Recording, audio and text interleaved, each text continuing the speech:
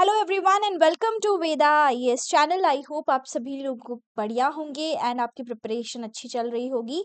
So I am here again with a new current affairs session. आज कुछ important current affairs को हम cover करेंगे जो द हिंदू और कुछ गवर्नमेंट आर्टिकल्स और इंडियन एक्सप्रेस के अंदर हम देखते हैं and which are relevant with our upcoming UPSC and state PCS examination. So welcome all of you to the session. I hope you all are well and आपका जो भी feedback है, अगर आपको किसी और चीज़ की in context of current affairs in PT 360 अगर किसी और चीज़ की रिक्वायरमेंट है तो आप कमेंट्स में ज़रूर बताएं। So the first news we have is related to biometric row in mandis. तो एक्चुअली में अभी एक न्यूज़ निकल के आई है specifically regarding the biometric raw. हुआ क्या है कि न्यूज़ में आज ये चल रहा है कि जो फार्मर्स हैं वो हाल ही में मंडी में शुरू हुए बायोमेट्रिक वेरिफिकेशन के खिलाफ प्रोटेस्ट कर रहे हैं। बायोमेट्रिक मतलब आप समझते हैं, आपने कई बार सुना होगा कि डिजिटलाइज हो गई है बहुत सारी चीज़ें। अगर आप अटेंडेंस भी लगाते हैं तो you use your thumb impression, है ना, या फिर आप आधार बेस्ड क्या हो रहा है वेरिफिकेशन होना। तो यही है एक biometric we can say verification का प्रोसेस। एक्चुअली में क्या हुआ है हाल ही के अंदर कि फार्मर्स जो है वो हरियाणा के अंदर प्रोटेस्ट कर रहे हैं, क्योंकि सिंपल सा यहाँ पर जो इश्यू आया है, गवर्नमेंट ने बायोमेट्रिक वेरिफिकेशन मतलब फार्मर का फिंगरप्रिंट और आधार बेस्ड वेरिफिकेशन को कंपलसरी किया है अगर फार्मर या किसान मंडी में अपनी क्रॉप को बेचना चाहता है तो। मतलब आधार बेस्ड आइडेंटिटी। प्रोटेस्ट क्यों करेगा? क्योंकि किसान कह रहा है कि इससे बहुत सारे डीले हो रहे हैं, जो मिडिलमैन है, जो बिचौलिए हैं, वो उनका हैरेसमेंट करते हैं, राइट। और गवर्नमेंट कह रही है कि हमें क्या होगा, हमें ट्रांसपेरेंसी इंश्योर होगी, हम ये समझ पाएंगे कि कितने फार्मर्स हैं, राइट, और कितने फार्मर्स यहाँ पर प्रोक्योरमेंट करते हैं, कितने फार्मर अपना क्रॉप जो है, धान जो है वो बेचते हैं। तो इससे अकाउंटेबिलिटी और ट्रांसपेरेंसी इंश्योर होगी, इंप्रूव होगी। तो एक बहुत बड़ा गवर्नेंस का कॉन्फ्लिक्ट आया है। एक्चुअली में ये GS3E टेक्नोलॉजी कैसे हम डिजिटलाइज करें, राइट, टेक्नोलॉजी का यूज करें एग्रीकल्चर के अंदर, ये उससे रिलेटेड है। बट फार्मर जो है, किसान जो है, वो इससे परेशान हो चुका है। देखो क्या बात है कि एग्रीकल्चर मार्केटिंग कैसे काम करता है, ध्यान से समझना। एक्चुअली में देखो ना, एक होता है मंडी। मंडी मतलब जहां पर क्या है कि किसान जो है अपनी फसल को ले जाता है और उसको एक स्पेसिफिक मतलब प्राइजेस मिलते हैं मार्केट के अंदर, जो बिचौलिए बैठे होते हैं, राइट। तो फार्मर या तो मंडी में मतलब regulated market under the APMC system. अच्छा, ये APSC सिस्टम क्या है, आपने सुना है तो आप मुझे जरूर बताएं कॉमेंट्स के अंदर। बट सिंपल सा ये एक मॉडल है थ्रू विच क्या होता है कि फार्मर, एक जगह होती है मंडी जहां पर बहुत सारे अलग अलग रीजन के फार्मर जाते हैं और वहां पर मिडिलमैन को या फिर जो भी उनको प्राइस मिलती है उस प्राइस पे, अपना बेस्ट प्राइस पे अपना फार्मर अपनी फसल को बेच के आता है, राइट। तो यहाँ पर क्या हो रहा है कि फार्मर अपनी क्रॉप को मंडी में बेचते हैं और गवर्नमेंट एजेंसीज क्या करती हैं, उन क्रॉप्स को फिक्स प्राइस पे खरीदती है, जिसे आप MSP कहते हैं। MSP हर साल बजट के साथ अनाउंस होता है, ये हम सभी लोग जानते हैं, है ना, जिसमें गवर्नमेंट जो है वो क्रॉप्स को मिनिमम प्राइस गारंटी करती है ताकि मार्केट में किसी भी तरह का कॉन्फ्लिक्ट या डिसरप्शन आता है तो फार्मर को उससे नुकसान नहीं होता है। ठीक है। अब मेजर जो प्रोक्योरमेंट मतलब जहां पे मेजरली क्या होता है, जिन स्टेट से राइस को या वीट को, पैडी को प्रोक्योर किया जाता है MSP के थ्रू या APMC के थ्रू, जहां पे फार्मर अपना धान बेचता है, वो पंजाब और हरियाणा है। ठीक है। अब MSP जो है ना, ये लीगली गारंटेड नहीं है।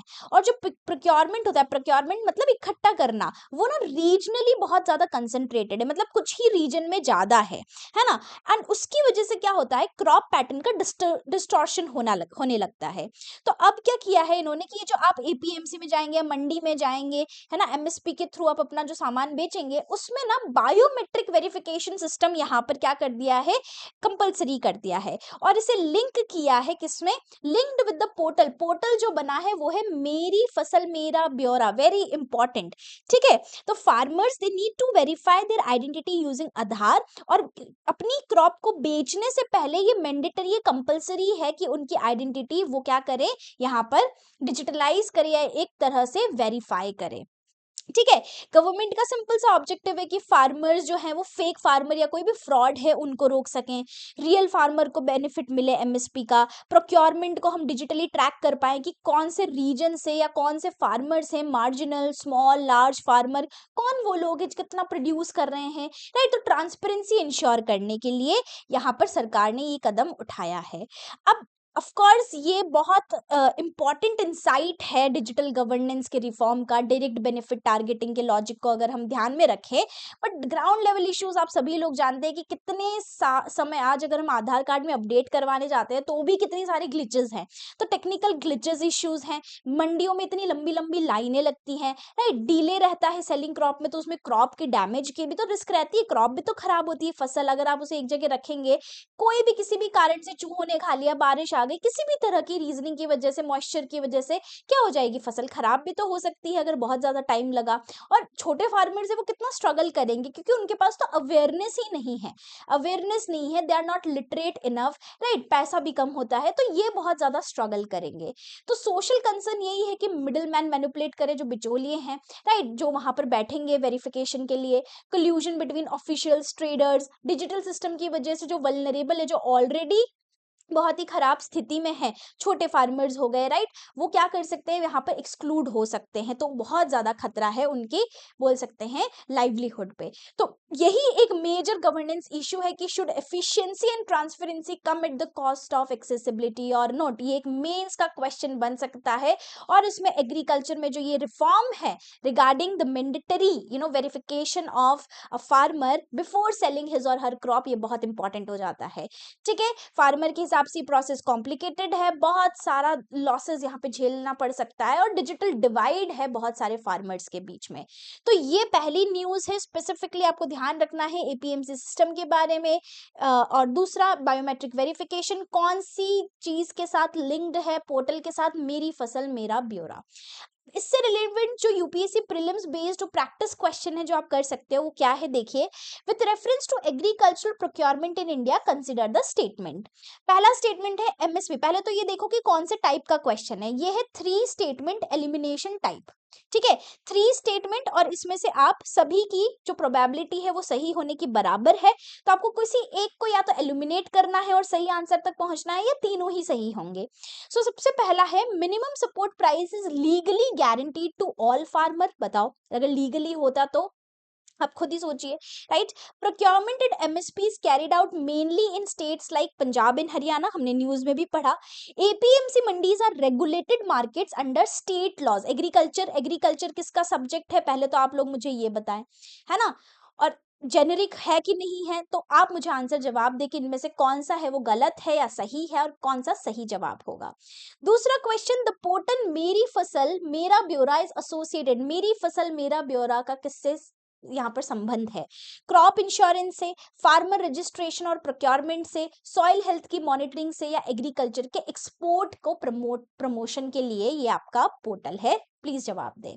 Third question, which of the following is less or intended, intent मतलब किस ऑब्जेक्टिव से यहाँ पर बायोमेट्रिक वेरिफिकेशन को लाया गया है ना, किस बोल सकते हैं इरादे से एक तरह से। तो यहाँ पर आप देखिए, पहला है कि फेक बेनिफिशियरी, मतलब जो फेक फार्मर है, फ्रॉड है, उनको जो एमएसपी का बेनिफिट मिलता था उसको रोकने के लिए। इंश्योरिंग ट्रांसपेरेंसी प्रोक्योरमेंट, मतलब कौन कितना प्रोड्यूस कर रहा है, कैसे प्रोक्योर किया जा रहा है, कहीं कोई करप्शन ब्राइबरी का तो केस नहीं, तो ट्रांसपेरेंसी इंश्योर हो उसके लिए, या एमएसपी के लेवल को बढ़ाने के लिए। आप खुद ही सोचिए क्या होगा, यहाँ पे एक को एलिमिनेट करना है और आंसर तक पहुंचना है। ठीक है, सो तीनों के आंसर आप मुझे कमेंट्स में जरूर दें, बिल्कुल स्टैटिक और करंट को मिला के ये क्वेश्चंस आपके बने हैं। Next we have is the news regarding middle class vulnerability. तो देखो, मिडिल क्लास से रिलेटेड है, इंडिया में पॉवर्टी, गरीबी तो कम हुई है, बट मिडिल क्लास जो है वो और ज्यादा वल्नरेबल बनता जा रहा है। मतलब क्या है कि हमारे यहाँ पर जो पॉवर्टी है, people are not poor right now, मतलब शायद हम बहुत से लोग हैं जिनको हम पॉवर्टी लाइन से ऊपर तो ले आए हैं, पर ये है कि बहुत बड़ा रिस्क भी है ना। इनकम सिक्योरिटी जो है, इन इकोनॉमिक या इनकम सिक्योरिटी, इसकी बहुत बड़ी कमी है, क्योंकि जब तक चल रहा है तब तक तो ठीक है, बट कोई भी अगर क्राइसिस आता है तो ये पॉवर्टी के नीचे वाली, मतलब बिलो पॉवर्टी लाइन में पहुंच सकते हैं, है ना। People are not poor right now, but they are at the risk of falling back into poverty due to weak income growth and job issues. अभी आपने देखा है कि नोएडा सेक्टर 62 63 में जो यूनियन है लेबर का, वो किस तरीके से प्रोटेस्ट कर रहे हैं। हमने देखा कि कितने लोग में भी उनकी पर कैपिटा इनकम में वो आ रहे होंगे, उनकी एवरेज या फिर बोल सकते हैं मंथली इनकम ठीक होगी, अबव पॉवर्टी लाइन भी होंगे अकॉर्डिंग टू कैलोरी, या फिर बोल सकते हैं अकॉर्डिंग टू देयर एक्सपेंडिचर, जो कि तेंदुलकर कमेटी, रंगराजन कमेटी, इनके थ्रू दी गई थी। बट स्टिल हम देखते हैं कि they are so much vulnerable, या कि अगर उनकी जॉब चली जाए या कुछ भी ऐसी बड़ी उनके पास कोई क्राइसिस आ जाता है तो they may fall into poverty line. Got it. तो कोर आइडिया क्या है कि poverty doesn't is not equivalent to stability, मतलब अगर आप गरीब नहीं है इसका मतलब ये नहीं है कि आप स्टेबल हैं, है ना। तो ये बहुत इंपॉर्टेंट है। पहले क्या होता था कि हम सिर्फ ये देखते थे कि या तो ये गरीब है या नहीं है ना। ये बहुत ही पुरानी थिंकिंग है, पर अब जो न्यू थिंकिंग है that is the well being spectrum. इसके अकॉर्डिंग हम ये फोकस करते हैं कि इनकम स्टेबिलिटी कितनी है ना, और कितना रिस्क है गरीबी में जाने का। फॉर एग्जाम्पल, अगर कोई भी इंसान 12,000 रुपए महीना कमा रहा है, वो शायद गरीब ना हो, पर अगर कुछ भी ऐसी बड़ी विपदा आ गई, या तो बीमार हो गए या उनकी जॉब लॉस हो गई, तो वो पॉवर्टी मतलब गरीबी में धकेले जा सकते हैं। तो ये एक मेजर कंसर्न आया है।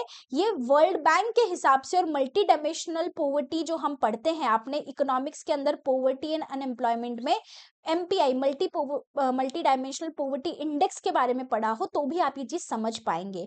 और वर्ल्ड बैंक जो है वो वर्ल्ड डेवलपमेंट रिपोर्ट निकालता है based on per capita income, right, और उसमें India lower middle income nation के अंदर आता है, कि हाँ हम लोअर मिडिल इनकम है, ठीक है। एवरेज अगर हम ध्यान दें तो डेटाज आप देखिएगा, तो स्ट्रक्चरल प्रॉब्लम्स बहुत है इसको लेके, कि सबसे पहले ना हमारी GDP तो बढ़ रही है, राइट, बट जॉब्स इतनी ज्यादा ग्रो नहीं हो रही है। ग्रोथ हो रही है without employment, you understand, many jobs क्योंकि इनफॉर्मल सेक्टर में है जहाँ सिक्योरिटी ज्यादा नहीं है।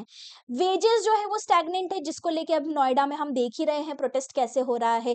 वर्कर्स को कोई बेनिफिट नहीं मिलता। एक लेबर ने कहा कि हमारे पिछले साल सिर्फ 40 रुपए या 30 रुपए इनकी वेज के अंदर जो इनकम है वो बढ़ाई गई थी, तो बहुत ही ज्यादा हालत खराब है। लोग जो है वो मेजरली इनफॉर्मल सेक्टर या एग्रीकल्चर, लो प्रोडक्टिविटी सेक्टर में ही स्टक है, मतलब शिफ्ट नहीं हो पा रहे हैं बेटर सेक्टर के अंदर। चौथी चीज, there is a low income trap also, मतलब इतनी बड़ी वर्कफोर्स है हमारे पास, more than so much workforce is there, जो कि 10,000 पर महीना उससे भी कम कमाती है। तो हमारे साथ पता है दिक्कत क्या है, कि जब भी हम पढ़ते हैं मैन्युफैक्चरिंग सर्विसेज, जब सेक्टर्स पढ़ते हैं, हम भले ही विश्व की चौथी बड़ी अर्थव्यवस्था, तीसरी बड़ी अर्थव्यवस्था बनने की बात करते हैं, बट वी हैव सीन कि हम एक्चुअली में एग्रीकल्चर से सीधा ना सर्विसेज की तरफ भागे हैं। हमने सीधा जंप किया है, हम ये मिडिल जो स्टेज था मैन्युफैक्चरिंग का, इसको बिल्कुल स्किप कर गए हैं। तो आधे लोग या तो इसमें हैं या इसमें बूम हो रहा है। मैन्युफैक्चरिंग में जो है, राइट, मैन्युफैक्चरिंग का जो बूम स्टेज है वो इंडिया ने स्किप किया है।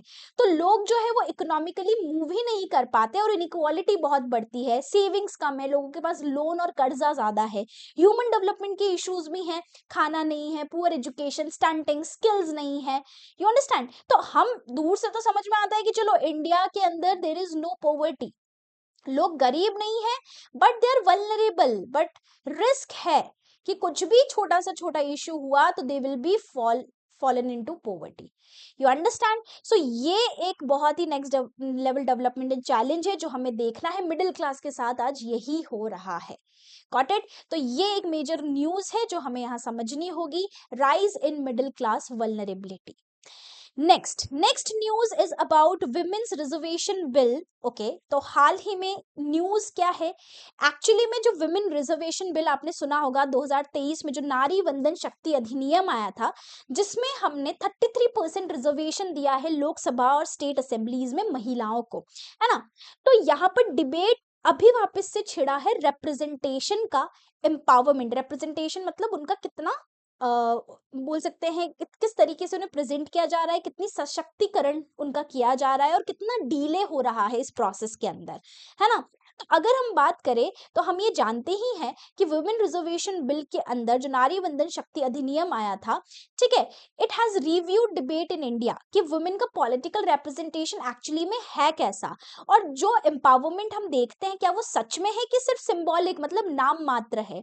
अगर आप सभी लोगों ने पंचायत सीरीज देखी थी, राइट, फुलेरा वाली, तो उसमें आप देखते होंगे कि Manju Devi ji, she was simply we can say pradhan, but उनको कौन रिप्रेजेंट करते थे, उनके पति। तो प्रधान पति का कॉन्सेप्ट बहुत ज्यादा है ना, कि महिलाएं रिजर्वेशन के थ्रू जीत तो जाती है बट एक्चुअली में उनका कोई रोल या डिसीजन मेकिंग प्रोसेस में पार्टिसिपेशन नहीं होता है। तो ये जो 33% रिजर्वेशन लाया गया था वुमेन के लिए, वो कहाँ से इंस्पायर हुए थे, जो हम 73rd और 74th कॉन्स्टिट्यूशनल अमेंडमेंट एक्ट लेकर आए थे, that is local self government का जो प्रोविजन लाए थे हम 1992 में, जिसमें 73rd rural local self government जो कि हम पंचायती राज इंस्टीट्यूशन के लिए पढ़ते हैं, और 74th is for municipalities, right, urban local self government के लिए। तो यहीं से इंस्पायर होके, जिसमें ऑलरेडी रिजर्वेशन है लोकल बॉडीज के अंदर, यहीं से इंस्पायर होके हमने क्या किया है, कोटे के अंदर कोटा, मतलब सीट्स जो रिजर्व्ड है SC ST वुमेन के लिए, उस पे भी रिजर्वेशन है, 33% reservation for women in Lok Sabha and state legislative assembly.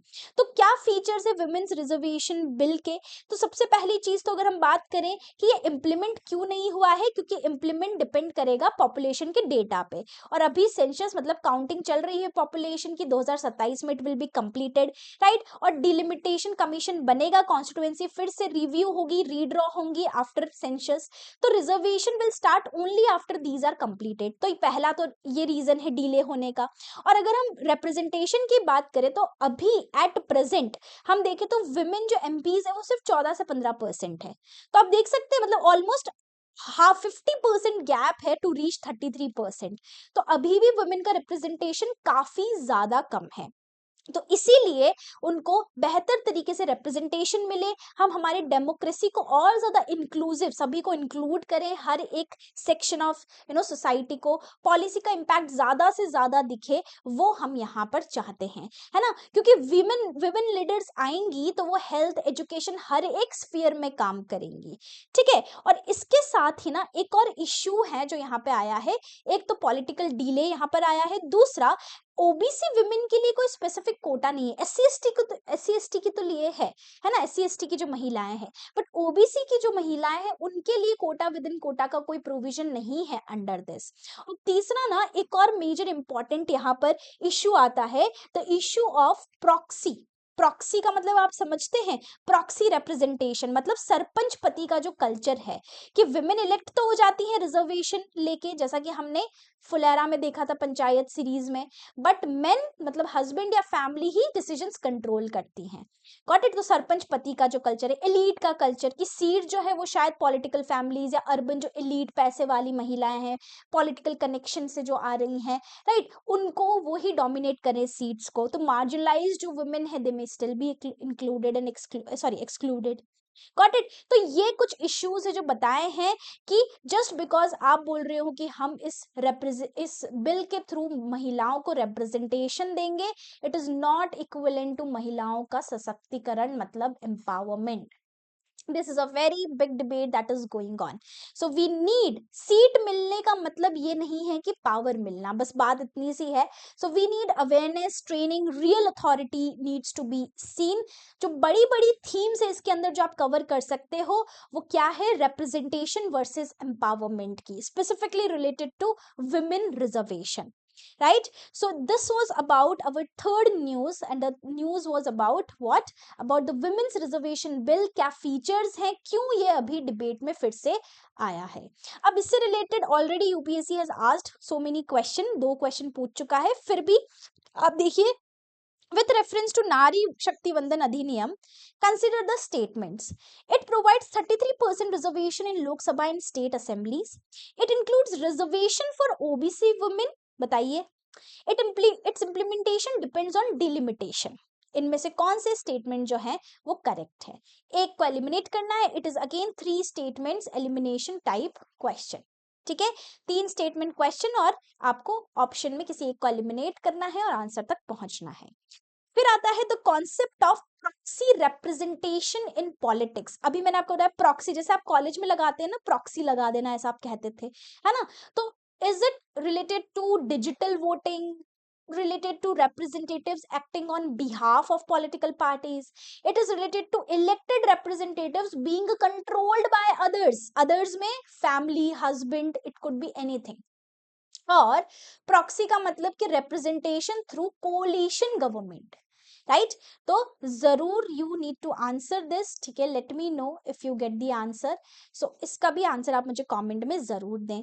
Which constitutional amendments inspired women's reservation in legislature? कौन से वो थे? हमेशा से पंचायती राज इंस्टीट्यूशंस और municipalities, whenever we talk about local government, local self government, PRI has been very important. किसका हिस्सा है? पार्ट 9 का हिस्सा है पंचायत, पार्ट 9A है म्युनिसिपैलिटीज और पार्ट 9B है आपका कोऑपरेटिव सोसाइटी, ठीक है। पंचायती राज इंस्टीट्यूशन जो लेवल 3 टियर इंस्टीट्यूशन है, gram panchayat at village level, then हमारा आता है कौन सा, इसके बाद आता है आपका पंचायत समिति at the block level and जिला परिषद एट द डिस्ट्रिक्ट लेवल, ठीक है। तो ये हमें बहुत अच्छे से करने, इसके जो आर्टिकल्स हैं, आर्टिकल 243 से रिलेटेड जो भी आपके प्रोविजंस हैं, राइट, म्युनिसिपैलिटीज, कोऑपरेटिव सोसाइटी और पीआरआईज को लेके, ये भी हमें बहुत ही इंपॉर्टेंट है, कवर करने ही चाहिए। सो कौन से ऐसे अमेंडमेंट्स हैं कॉन्स्टिट्यूशनल जिसने इस वाले नारी वंदन शक्ति अधिनियम इसको भी इंस्पायर किया और इससे इंस्पायर होके ही, राइट, हम यहाँ पर इसको इम्प्लीमेंट कर पाए? तो वो 73rd and 74th constitutional amendment act 1992 के अंदर जो लाए गए अमेंडमेंट थे, ठीक है। तो अभी तक कितने अमेंडमेंट्स हुए हैं? एक और अमेंडमेंट अगर आप ध्यान रखें तो 104th का भी ध्यान रखें, 2020 में आया था, रिपीलिंग द एंग्लो इंडियन वाला जो कॉन्सेप्ट है। तो जो भी 5 ईयर्स 10 ईयर्स जो चलते हैं रेलेवेंट न्यूज के अंदर, तो वो कई बार पूछे जाते हैं, राइट। तो ये इंपॉर्टेंट हो जाते हैं। 3 ये मेजर न्यूज है, इसके अलावा आज कुछ इतनी क्रिटिकल न्यूज थी नहीं relevant to our exam. So this was it. I hope you will be able to answer in the chat box. This is all about today's current affairs that you can cover in the exam. So that was it from my end. Thank you so much everyone for watching. Please let us know if anything else is required from our end. See you all. God bless you. Thank you so much.